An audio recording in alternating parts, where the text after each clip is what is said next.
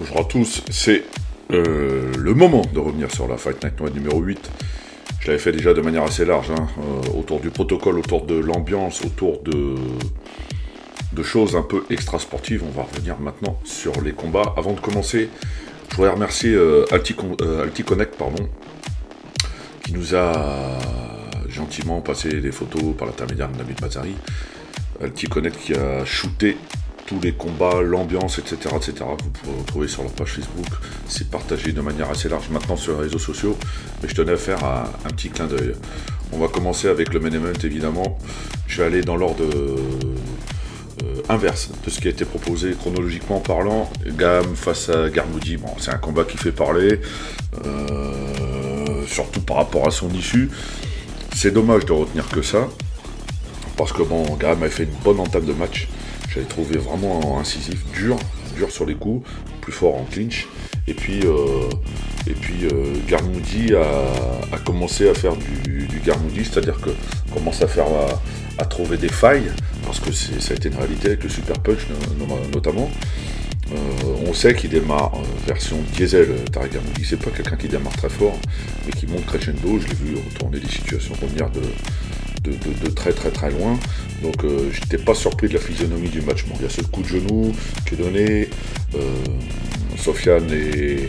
Alors, c'est vrai que c'est dans l'action, ça va super vite, Sofiane est au sol, il y a le genou qui part, bon, il s'en est excusé, Tariq Garmoudi, lui, il a appris le Muay Thai comme ça en Thaïlande, hein. Vous savez que quand l'adversaire n'est pas au tapis, on continue, quoi. En gros, c'est ça, c'est toujours un peu, ça peut être borderline. Les règles françaises sont ce qu'elles sont.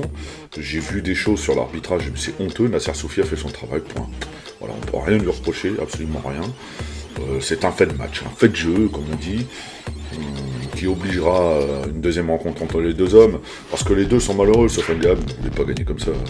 D'autant qu'il était vraiment bien. Je le sentais bien appliqué. Et surtout discipliné, par rapport à ce que lui disait Irwin Baltazar Diaz. Donc il est frustré de gagner comme ça. Et puis Tariq Garmoudi, pareil, lui, ça l'intéressait pas d'abréger la rencontre comme ça. Il n'est pas dans cet esprit-là. Je crois savoir qu'il y a une négociation pour une revanche, et c'est tant mieux. Il faudra retenir la belle attitude de Sofiane Gam, et puis la belle attitude aussi de Tariq Garmoudi, qui a expliqué aux fans qui étaient un peu virulents que lui, ce qui lui importait le plus, c'était la santé de Sofiane Gam. Voilà, qu'il s'en rétablisse le plus vite, et c'est ce qui lui importait, donc j'ai trouvé ça sympa. Il n'était pas obligé de le faire, il l'a fait, et c'est tout à son honneur. Sofiane Gam va devoir se reposer un petit peu, et puis reprendre rapidement le chemin de la salle pour d'autres échéances, parce que franchement, je trouve qu'il a bien entamé son match.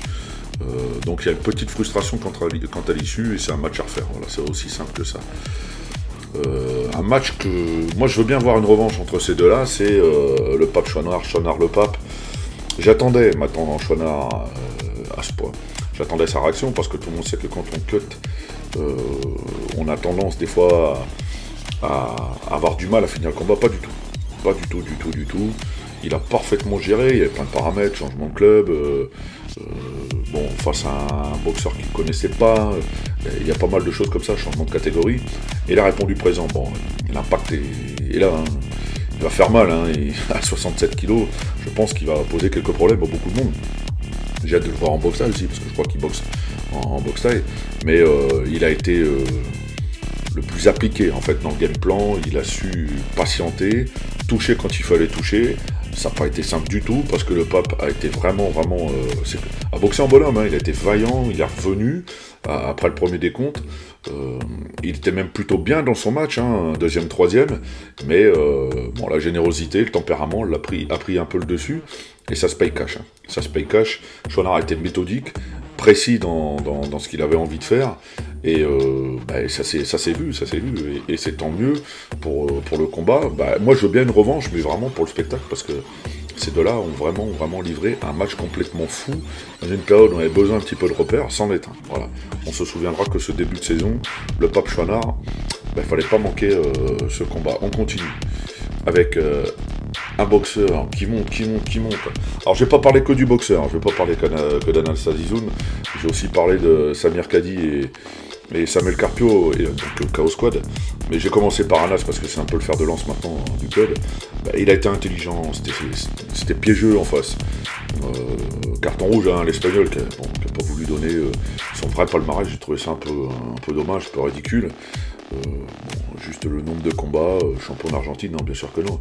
Champion du monde WKN, Waco aussi, je crois. Donc il en avait sous le pied. Bon, j'ai trouvé ça un peu dommage sur le coup, mais ça n'altère à rien à la prestation de Zeke Fernandez, hein, qui était solide, dur au mal, dangereux jusqu'au bout. Mais face à lui, il avait un boxeur appliqué, qui a su se servir de son allonge, qui a su gérer intelligemment les charges pour pouvoir mieux répliquer derrière. C'est un match référence pour Anas Azizun, à mon avis. Pourquoi ? Parce que je l'ai trouvé vraiment intelligent et discipliné. Et discipline, c'est un peu le mot d'ordre du Chaos Squad, parce que aussi bien Samuel Carpio que Samir Kadi, il y a vraiment, on exécute à la lettre ce que le coach dit. Bon, il y avait Yannis Surfa dans le coin, il n'était pas le seul, mais j'ai trouvé ça... il y avait longtemps que j'avais vu une belle discipline comme ça, parce que c'est important. Je veux dire, ça peut être un détail, c'est pas un détail. C'est important d'être discipliné quand on boxe. Quand on n'est pas discipliné, on fait n'importe quoi. Et franchement, les trois du Chaos Squad, je vais passer le mot, hein, parce que ça a vraiment été appliqué. Il n'y a pas eu de match facile pour les trois. Et il y a eu une belle prestation avec un beau finish, le respect de l'adversaire, etc. Donc j'ai trouvé ça, ça m'a bien plu. Voilà, ça m'a bien plu. Retenez bien le nom, Chaos Squad. Je pense qu'il y a des boxeurs qui vont intéresser les promoteurs un peu partout en France. Les filles, Delphine Guénon et Diane Voituré, ont livré un match différent. Voituré, j'ai trouvé un petit peu timoré, un petit peu moins engeant, moins volontaire que d'habitude. Et puis face à elle, elle est une boxeuse qui est venue chercher sa victoire, bousculer les choses. Elle n'a pas laissé du tout le temps à Diane Voituré de s'installer, quoi. Il y a eu quelques répliques de la Lyonnaise, c'est un fait, mais pas du tout.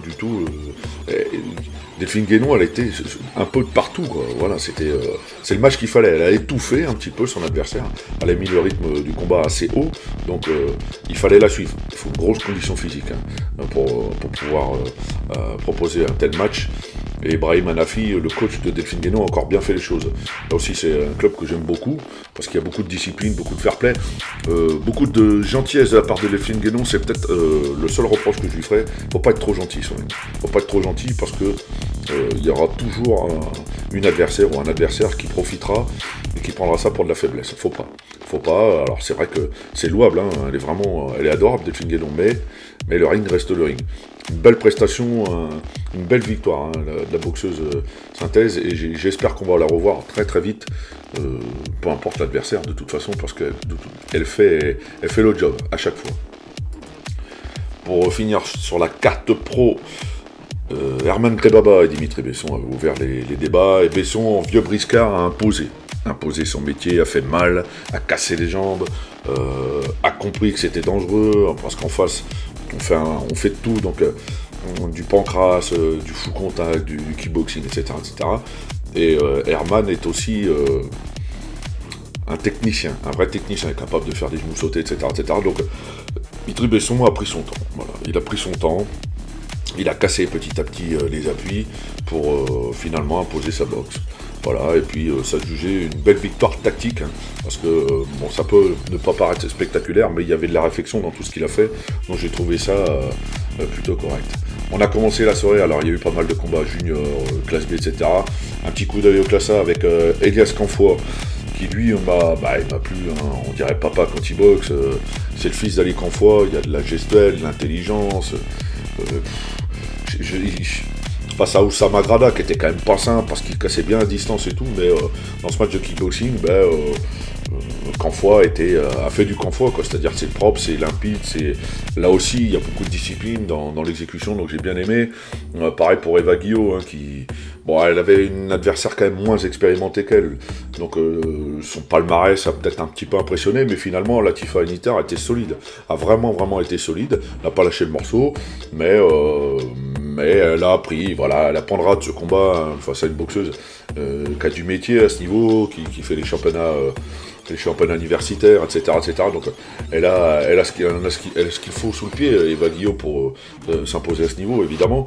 Donc non, ça sera un match pour Latifa dont elle apprendra beaucoup, et puis Evira continue sur sa lancée, elle restait sur une victoire à la Start Night, donc tout va bien pour elle, y compris pour Fatih Dirim face à William Dillock en full. C'était le seul combat de full contact, et c'est vrai que Fatih Dirim en impose, frappe fort des deux mains, casse au corps, fait ce genre de choses qui fait que ça plaît au public, hein, tout simplement. Ça plaît énormément au public, et